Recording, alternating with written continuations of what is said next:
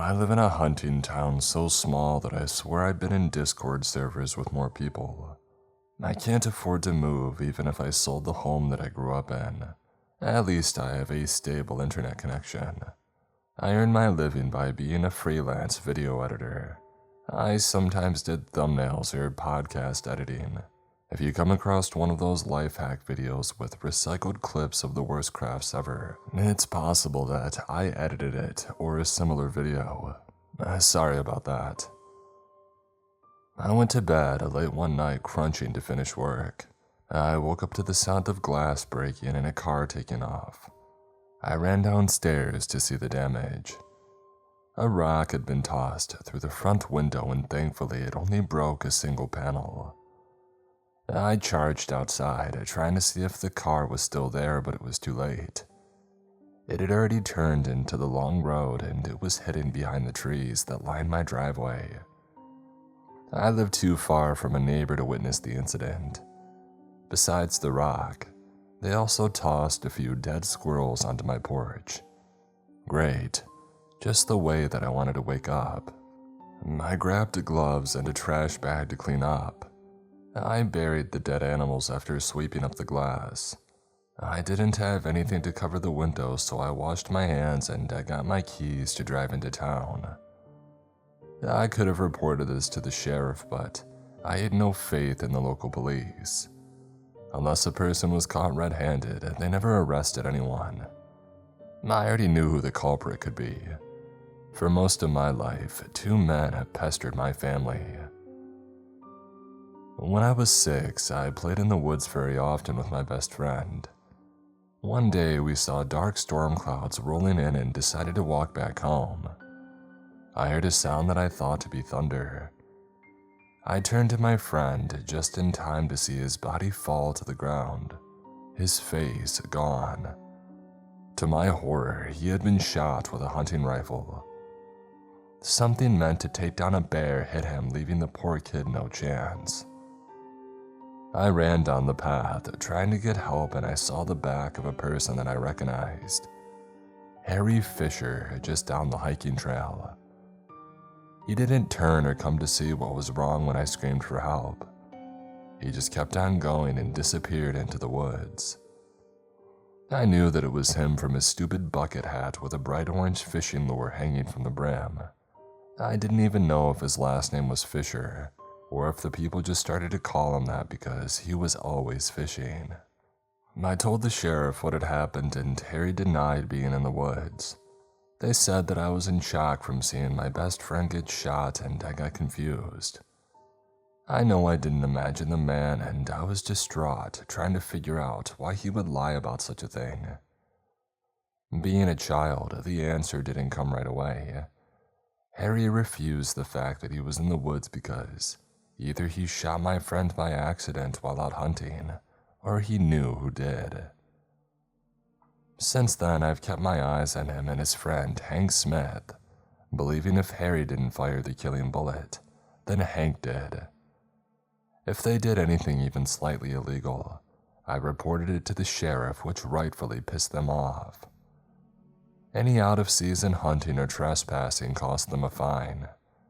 They always knew that I was the one leaving the tips that got them in court, pleading speeding tickets and other minor cases. After I became a teenager, the harassment had started. Broken windows, spray-painted threads, or fireworks set off on our porch that nearly started a fire at one point. It was a bit sad that 2 full-grown men were pulling that sort of prank on somebody so much younger. It troubled my mother, but she didn't get any support due to her darker skin. The town didn't outright act hostile towards her for not looking the way the rest of them did, but none of them helped her either. We were on our own. After she died, I almost felt thankful that she no longer needed to deal with double-checking the locks or fretting over the cost of repairing windows. I dropped into the corner store to buy some snacks for later that night. The town had recently got a fancy 7-Eleven that replaced the old corner store. It had the same people employed and a better selection of items, so nobody made a fuss about the newer store. I saw Harry's truck parked outside. I stopped by it, listening to the engine pop. I should either wait for him to leave or go to the grocery store. Bumping into him meant a fight. The store had cameras on the inside, and a smile came to my face when I thought that he might be arrested for a night if I could get him to punch me while being recorded. I would gladly take a hit to piss him off.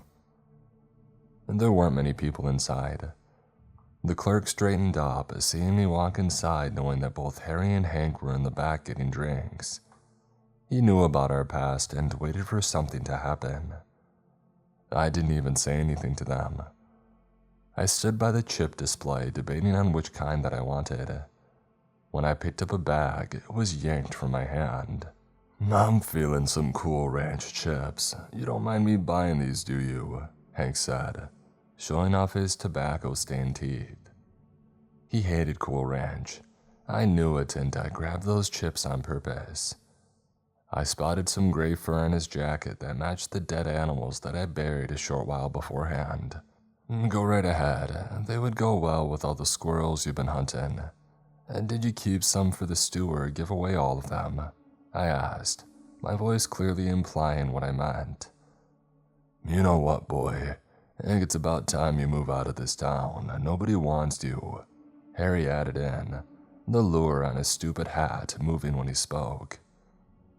"If I don't, are you going to do something about it?" I said, sounding braver than I felt. His hand shot up and I flinched, expecting it to come down on my face. Another hand came out to stop him. It took me a few seconds to realize who had walked over to put himself between me and the two men. I hadn't seen him in years, and I thought that he wouldn't come back this way. "Are these rednecks still bothering you, kiddo?" my rescuer asked, and refused to let go of Harry's arm. His name was Graves. He wore the same gray suit jacket and pants that I saw him in last when I was a teenager. He and my mother were friends, and she told me to go out of my way to help him due to a debt that she had with him, but never elaborated on it. He knew about my trouble with these two and would have stepped in to help when I was younger if I ever asked, which I didn't. Harry pulled at his arm, clearly struggling, while Graves looked as if he put no effort into holding the other man still. "A little bit, but I think they were just on their way out," I said, not wanting this to go further. Graves let go of Harry, and Hank shoved the chips against my chest, causing the bag to explode open. They both ran off with their tails between their legs, and with some vague threats of what would happen if they saw us again. I ignored them and started to clean up the chips the best that I could. The clerk came out with a broom and dustpan to finish the cleanup job. I grabbed a few more snacks, and I paid for the ruined bag too. "You should do something about those two," my old friend said, hands in his pocket and hunched over the pre-wrapped sandwiches. "Not much I can do besides move, and I can't afford that right now, if ever, if the housing prices keep going up," I said to him. He didn't change at all in 10 years. His hair was still gray, and he had the same crow's feet at the corner of his eyes when he smiled. His voice was rough, and I suspected constantly smoking was the cause. He straightened up and asked for a pack of cigarettes instead of something to eat. He pulled out some change to count for the smoke, so I pushed him aside and I paid for it. I also made him pick out some sandwiches with something to drink. Something about him did change since the last time that we met. He looked tired, more worn out than normal, which was impressive considering that he always looked like he hadn't slept for days. The moment that we walked outside, he lit a smoke and tore into a sandwich. That worried me. I knew that he traveled a lot for work, but I wasn't aware of what his job was. I didn't know much about Graves besides my mother trusted him. "Hey, thanks for helping. Where are you staying? The lodge?" I questioned. He looked a bit reluctant to answer. The lodge was a hunting hostel made to look as much like a large log cabin as possible. It brought in enough tourists and hunters to keep stores in town afloat, so most people respected the place. I don't like all those stuffed animal heads watching me. Nah, I'm in the motel off the highway. Just walked to town over looking for something to do, he replied, already finishing off a sandwich and going for another. When did he eat last? And he walked over. Where was his car at? The motel has bed bugs. Come on, you can come stay at my place. I have the room. I told him, and I headed towards my car, which had been freshly scratched on the side. Great, at least they didn't knock my mirrors off this time. Oh, Mr. Pike, inviting a strange man over to your place. What would your mother say? Graves teased. He always called me by my last name or by some cute nickname, never by my first name. The name my father passed down, and I was fine with that. She liked and trusted you, I said, my chest tightening a little. His hand froze, an egg salad sandwich partly unwrapped in his hand, and a cigarette burning between two fingers. He looked like he had just stepped on a landmine. I wondered how he felt about my mother. I suspect they had a thing after my father died, but never proved it.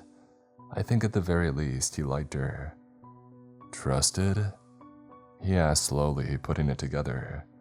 She died 5 years ago, breast cancer. It was quick. I told him, keeping my tone even. His face fell, hating the fact that he had brought the topic up.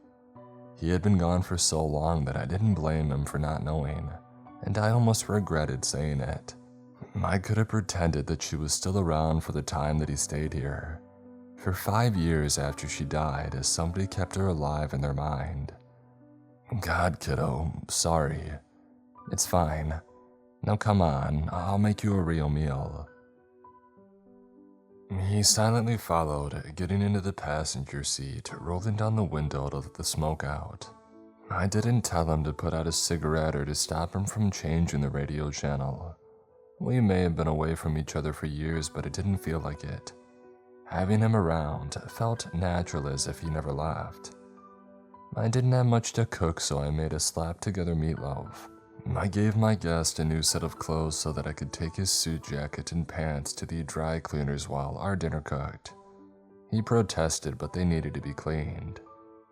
The smell of smoke and an earthly scent of dirt clung to the fabric. He lost the fight, and I gathered his clothing ready to go. After he got changed, he wanted to watch TV, but didn't know how any of the streaming services worked. I put on a random crime series and told him what button to hit to keep watching. I did my quick errand and kept an eye out for Harry's truck. I knew those two didn't like Graves, but they never tried to mess with him. I got home to find my old friend passed out on the couch. I let him sleep so that I could get some work done before the meatloaf had finished cooking. I only woke him up to eat, and I let him go back to the couch to watch half an episode, and he was out again until dark. When I heard him wake up and start looking for leftovers, I decided that I wanted a break. I found him on the porch smoking. I sat on the wooden step next to him, handing over a beer. The porch light flickered when a large bug slammed against it. I kept forgetting to get a bug zapper. I wasn't outside very often, so it wasn't a big deal to be without. And Graves gave me a disappointing look watching me open a beer of my own. Aren't you still like 16 or something? His smile made me a bit grumpy. I don't look that young. I'm almost 30. I sounded offended, but he was right about me looking younger. My baby face pissed me off when somebody had the nerve to bring it up. It made it hard for anybody to take me seriously. What have you been up to? Not too many jobs around here to pick from. Graves offered and peeled at the beer bottle label. I edit videos, I can do it online. It covers my costs and it's not that hard of a job. I said, only to get a confused face as a response. He looked at me and then towards town, trying to put a few things together. When he spoke again, it became clear why he looked so confused. Like movies? You can do that Hollywood stuff out here. His voice sounded a bit impressed by his honest mistake about what I do for work. I laughed, unable to help it. I forgot that he was older and bad without any kind of technology. I doubted that he watched videos on his phone or even had a Facebook account to see lame memes. He waited until I finished laughing and corrected him. I explained the whole YouTube thing and he silently listened. I don't think I've talked to somebody this much in a while. With my mother gone and no friends in town, I didn't have a reason to just talk. I wanted to offer to let him stay for as long as he wanted, but I held back. I was sure that he would leave in a day or so. Graves was a mystery. My mother once called him a passing storm. I've never noticed him act destructive, but I knew that it was in him. A man didn't travel and go without a home for no reason. I needed to get back to work, so I left him on the porch to keep smoking. That night, I worked well into the morning hours trying to get as much done as possible. When I couldn't keep my eyes open any longer, I finally went to bed. I checked in on Graves to find him asleep on the couch. He could have used a bed in the other room, but I had a feeling that he wanted the couch to watch the front of the house. He had found some cardboard and put it over the broken window, which was unexpected. I slept until the afternoon, which was normal for me. Graves could find himself some breakfast if he got hungry. I figured he would just hang around watching TV or smoking on the porch as I slept. The sound of a loud truck coming down the driveway woke me up. I rolled out of bed, tired and a mess from the late night. I quickly fixed my sweater and started down the stairs to see what was going on. Graves was already outside on the porch with the front door open. I heard the truck park and he ducked inside long enough to tell me to go back upstairs. I froze, fear starting to rise through my stomach. I didn't go back to my room, but I didn't move further down the stairs either. I listened, tried to hear who had arrived, even though I already knew the answer. I heard a conversation between Graves and Harry. Graves sounded calm and pretty much told them to piss off, but not using that gentle of a tone. Hank's voice came and I knew that they didn't like him telling them off. I thought that I heard the word monster being tossed around from the pair of rednecks, and then one of them let out a scream. I couldn't see what happened next, but there wasn't any mystery from what I heard. A loud sound of a gun rang out and a body hit the wooden porch. It felt like I had moved in slow motion as I ran down the steps and outside to the scene. My friend was on the porch, resting on his elbow and knees with the other hand pressed against his stomach. Blood spread out from his borrowed shirt and dripped down onto the faded wooden porch. Hank was trying to reload his rifle with Harry yelling at him. I got down to Graves, trying to see how badly he was injured. The bullet hadn't come out of his back, and I didn't know if that was a good sign or not. I looked up and felt all the anger and hatred for these two men break free. Something pulled up from deep within my chest and I growled at them, like literally growled.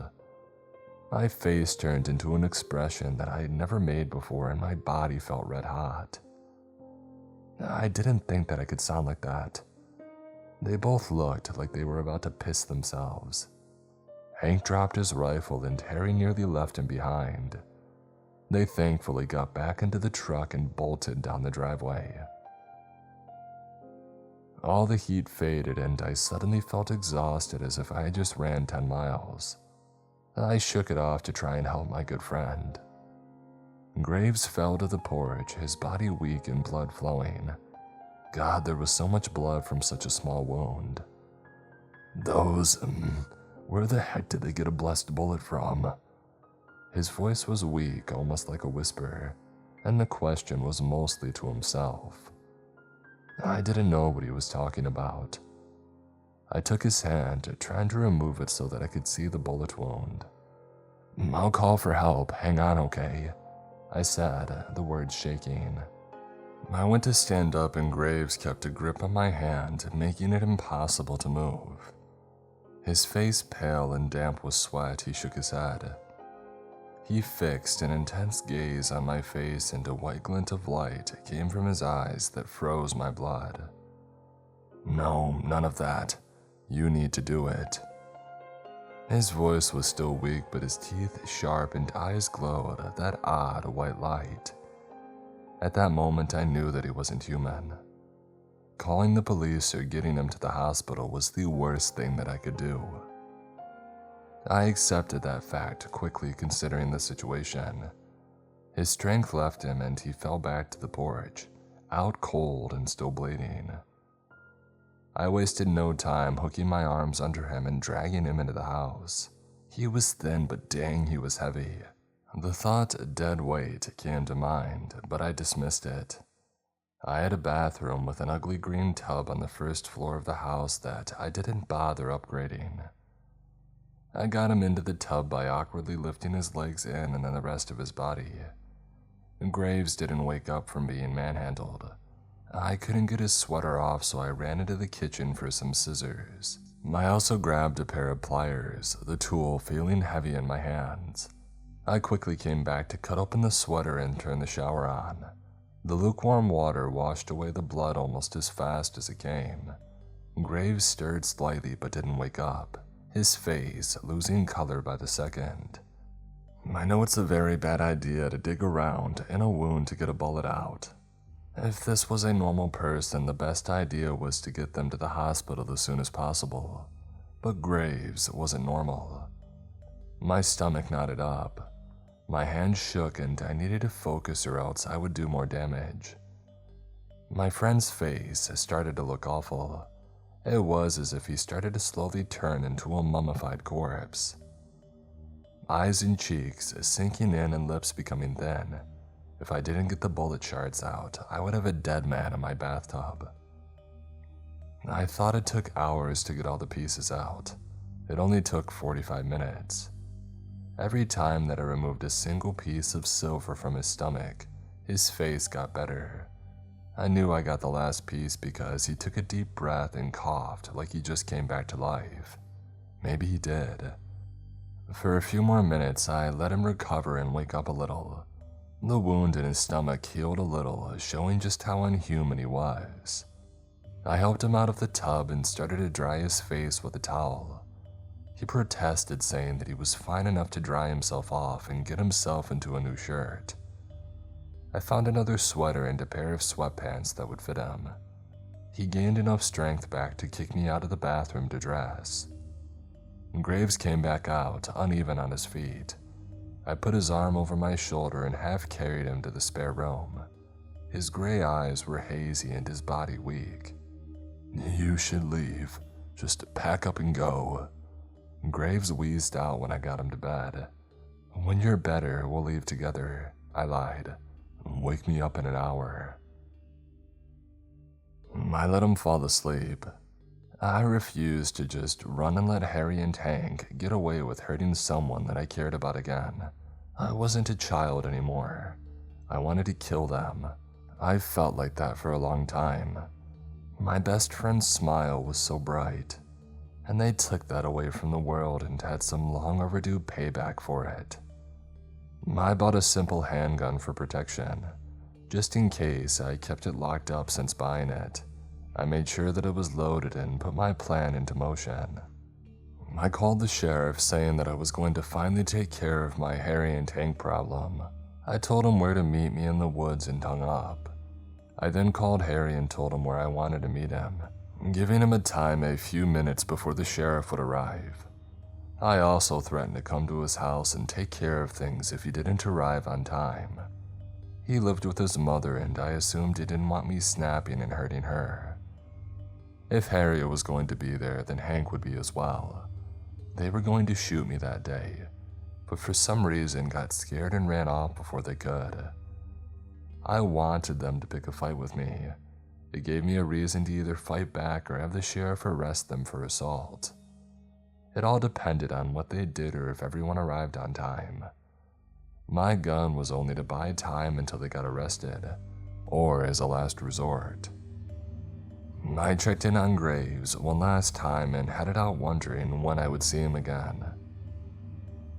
I parked outside the trail and quickly went off into the woods to a spot that all the locals knew about. There was a clearing with a large tree stump most people used for a camping spot or teens would use for drinking. I didn't enter the clearing, but I waited behind a tree, watching. I knew what direction they would come from, and I kept out of sight. I heard the twigs snapping behind me far too late. Someone got behind me and knocked the back of my head hard. I fell forwards and a strong hand grabbed my wrist to pin it behind my back. A large body pressed mine against a rough tree, the smell of bad breath and old coffee coming from the person. I struggled to find this person who had more of a size advantage and I couldn't move. Hank and Harry arrived, a scared to death expression on their faces. If they were here, then who the heck had ambushed me? I twisted around just enough to see the man holding my arms behind my back. He reached down and found my gun, tossing it to the other men in the clearing. "Sheriff?" I choked out, my head swimming. He forced me by the stump and with one hand on my neck, he put my left arm on the wooden surface. "We gave you a chance to leave for years. None of us wants your kind here, but you didn't take the hints. Harry, get your butt over here. We need to cover the cost of the bullet you morons stole. Chop off pieces of this one to sell," the older man said in a voice that normally had sounded friendly. My vision became unfocused. I didn't understand this. The sheriff had never been overly unkind to me. How could he be on their side?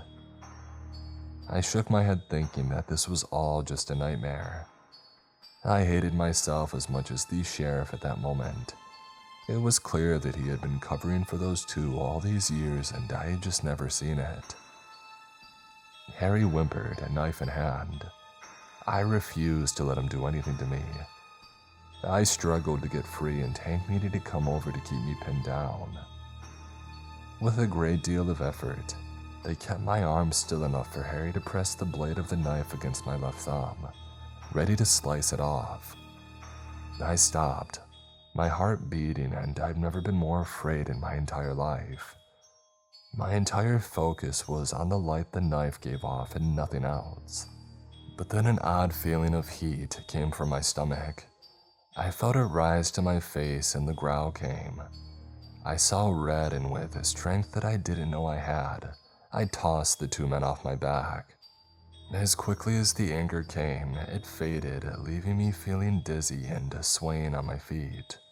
The sheriff picked up Hank's rifle and rudely smashed the butt of it into my face, making me topple over. I kept my eyes closed, my nose bleeding. "Is he out?" Harry asked in a shaky voice.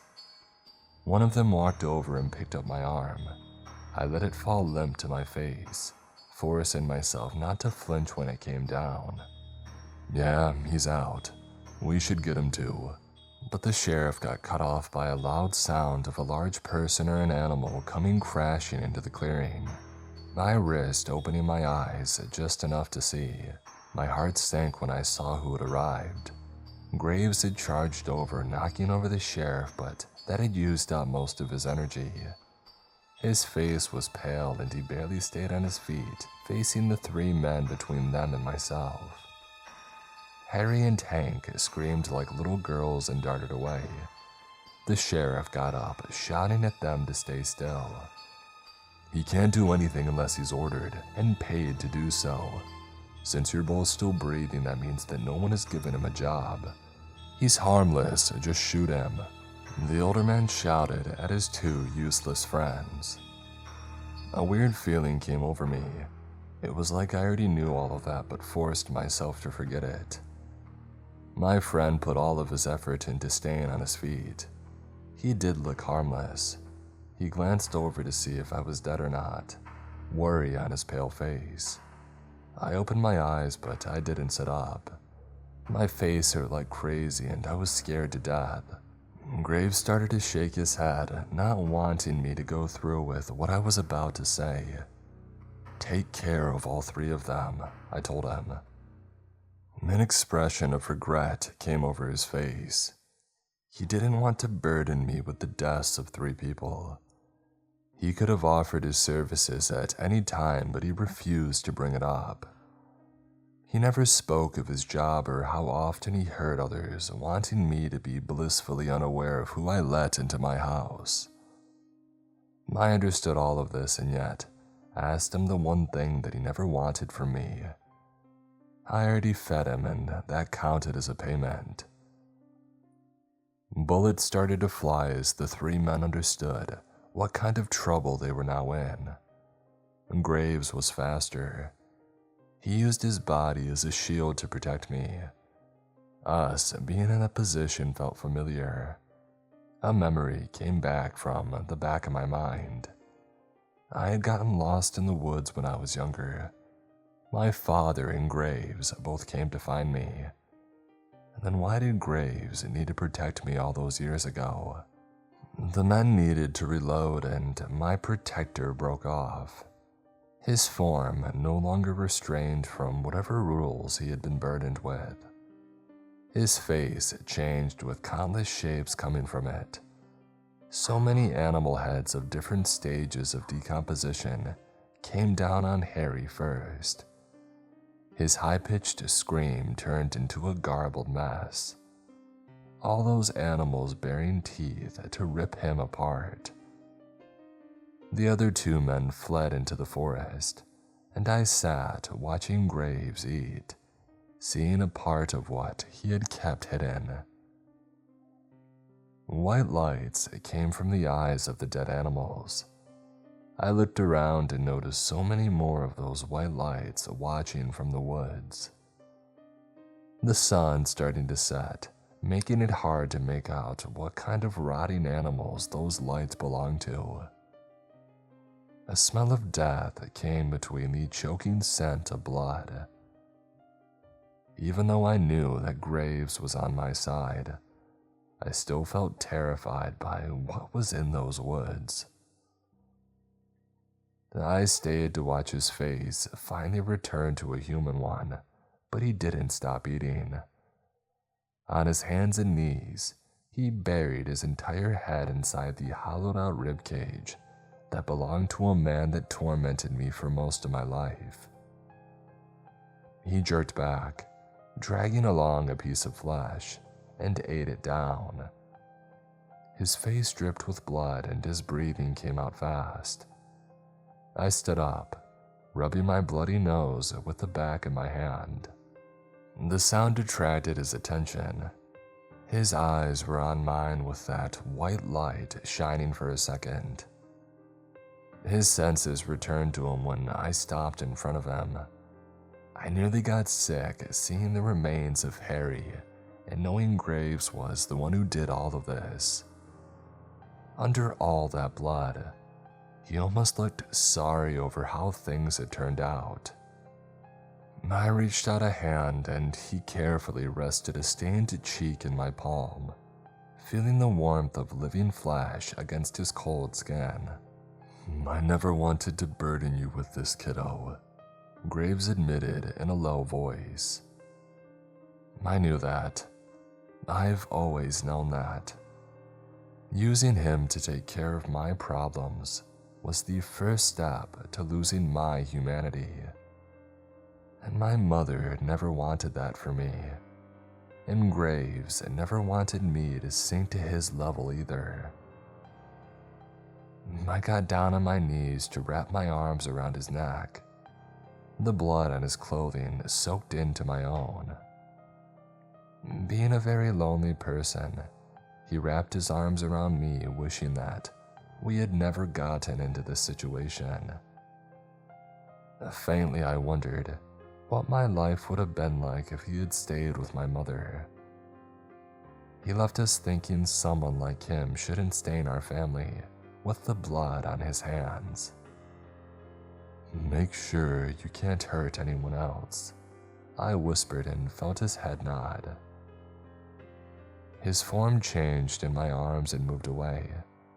Something long and sleek moved too fast to get a good look at it. It ran into the woods, followed by so many other creatures, all of them gray and rotten.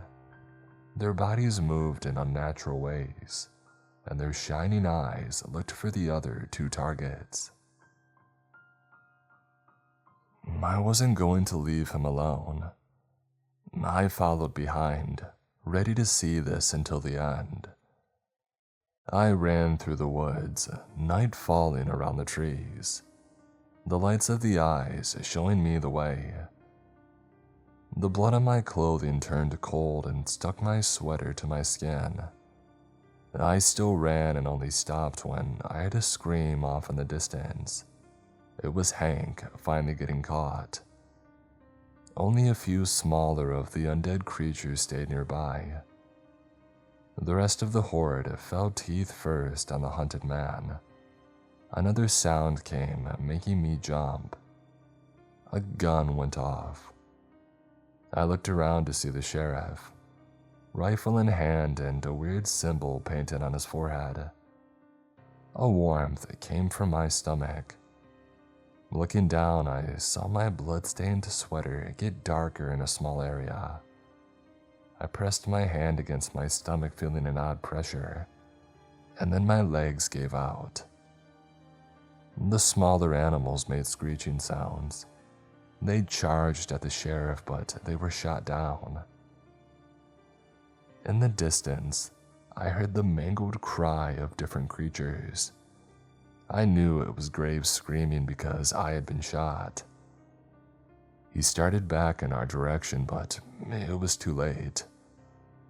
The other man stood above me, gun in hand and a few scratches on his body from the undead animals. I couldn't do a thing to stop him from firing another shot into my chest. My lungs filled up with the same warmth as blood as started to drown me from the inside. He knew he wouldn't get out of the woods alive, so he wanted to take down at least one target. If he fired one more shot, he might have done so. A mass of rotten flesh came out of the woods and on top of him. So many claws tore him apart, spraying the area with blood. I expected the teeth to come out, but Graves didn't have time for a meal. The rotten flesh, fur, and bones turned back into the person that I knew. Scared over my well-being, he collapsed to his knees beside me, saying something that I couldn't hear. My body felt heavy. Somehow, I didn't feel the pain of the bullet slowly taking my life. I felt his hands over my chest, trying to see where I had been hit. I didn't want him to see me like this. In those few moments, a memory came back. One of my father's body in the forest clearing and Graves standing over him, face bloody from where he tore into the other man's stomach. I think I've always known Graves was the one who killed my father, but I pushed it back, refusing to think about it. I didn't hate him for something like that, though. I would only hate him if he didn't kill that monster of a man. Something came into my body, a painful heat through the palms of my hands. It felt like fiery acid just was injected into my veins to travel through my body. I screamed and kicked, trying to get away from the pain. It felt like it went on for years before finally I blacked out.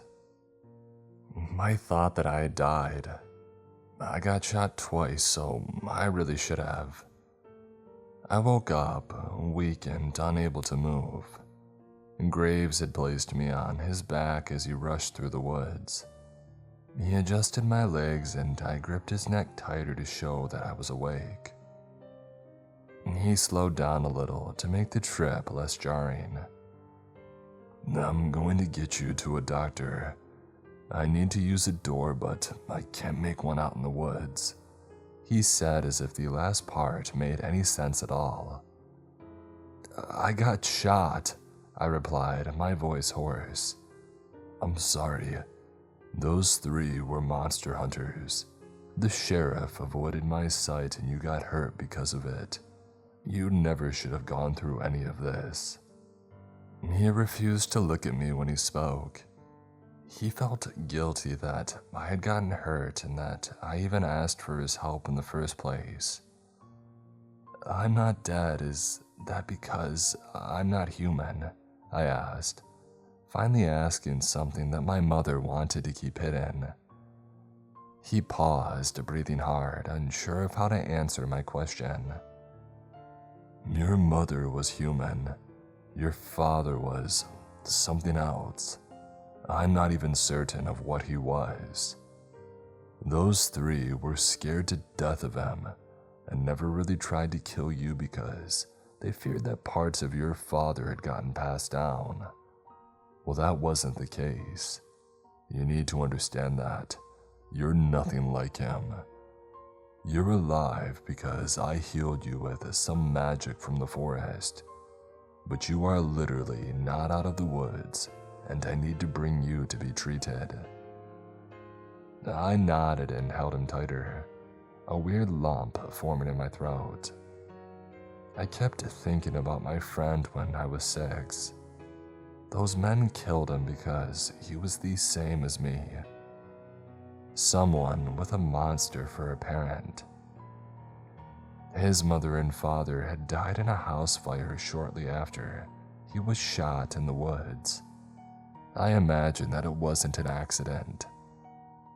How many others did they just kill because they were born different? I fell asleep again while being carried, my head swimming with so many questions without any answers. I woke up in a clinic. The doctor said after I ate breakfast that I could head home and stay on bed rest for a week. I needed to choke down some blood pudding and sweet tea. The black-haired doctor said the pudding was made for half-breeds like me to recover faster. Graves agreed to do some landscaping outside the clinic to help pay for my stay. I smiled a little, seeing him with gloves and covered in dirt from doing chores. He was dismissed to take me back home, but needed to head back after to keep working off my medical debt. The doctor drew a circle beside a door with some odd writing. When he opened it, I saw my house just outside of it. Even knowing monsters were real, seeing a magic door for the first time baffled me. I stepped out and found myself coming out of my open car door, and not the open clinic door that I had walked inside. Graves followed behind to make sure that I got up the porch. I stopped to stare at the bloodstain that he left behind the day before. I needed to clean that up, but I wanted to talk to him before he left. "The night my father died, you killed him, didn't you?" I asked him point blank. He stood at the base of the stairs and looked away, hands stuffed into his pockets.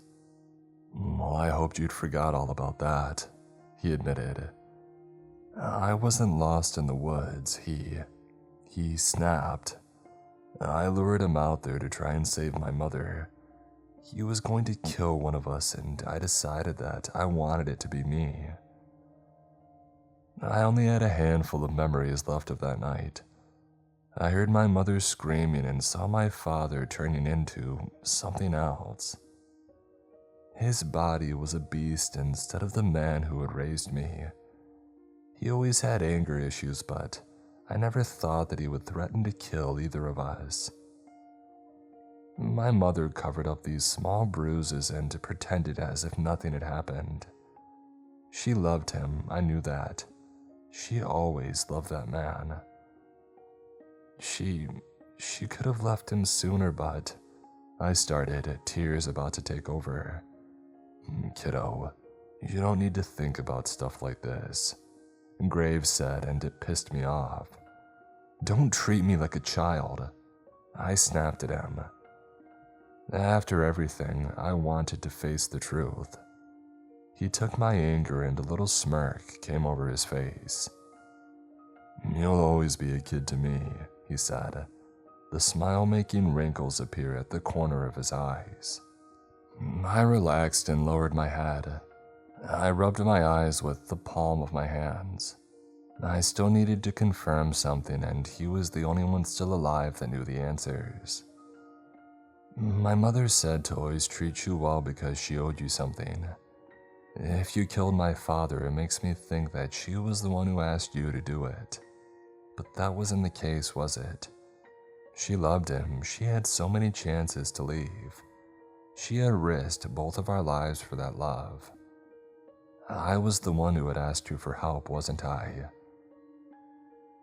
I didn't remember asking Graves to do such a thing for me.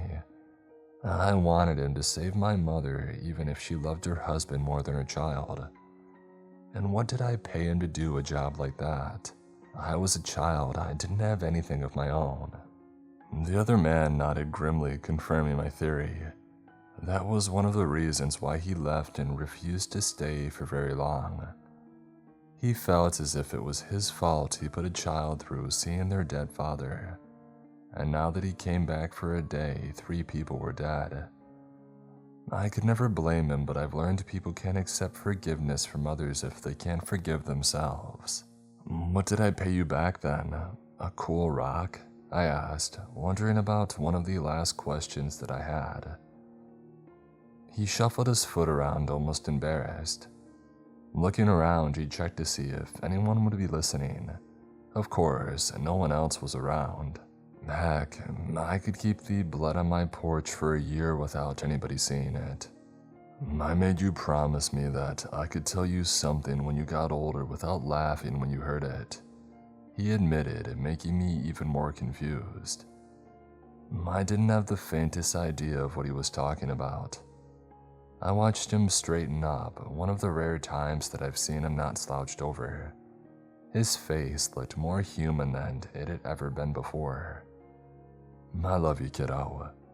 I think if anyone else beside him had said those words so proudly, they might have tempted me to laugh or at least smile. I did smile at first, and then my vision became blurry with tears that I couldn't stop. He could say those words 100 times, but it didn't change the fact that he couldn't stay. If he did, I wouldn't be human any longer. I still had a chance at living a normal life like my mother wanted. She may have loved my father more than either of us, but that didn't matter. I loved her. I never hated her for the choices she made, and I missed her more than I would ever say out loud. I wanted to live the way she wanted at the risk of not having a different relationship with someone that I cared about. I picked the dead over Graves, and deep down, I think that's why he saw me as worth something. I kept rubbing my eyes, trying to get my tears under control. Graves kicked at the ground awkwardly, waiting for me to calm down. "If you're ever in the area again, you better stay over," I said, unsure of what else to say. "Alright, but we're ordering takeout next time. Your meatloaf was so greasy that it almost killed me." Graves replied, his normal lazy tone returning. I took a few steps across the porch, threatening to knock some sense into him for that comment. He laughed and he raised his hands in defense. Both of us knew that he needed to go, and neither was sure when he would come back, if ever. I wasn't certain if I would see him again, so I returned the words he had asked to say as payment all those years ago just before he left, through the still open magic doorway. He didn't need to answer. We both already said everything that we wanted. I settled back into the normal routine after recovering. It took a week of working from my bed before I could walk around for more than 5 minutes without pain. And people asked about the 3 missing men, but no one found any traces of them. No cops came to my place asking questions, and a new sheriff took over. Everything started to feel so normal that it almost hurt. I had a stable job in the house that I lived in my entire life. This life was the one both my parents had wanted for me. It was peaceful, and I decided I was perfectly content listening to my parents' wishes.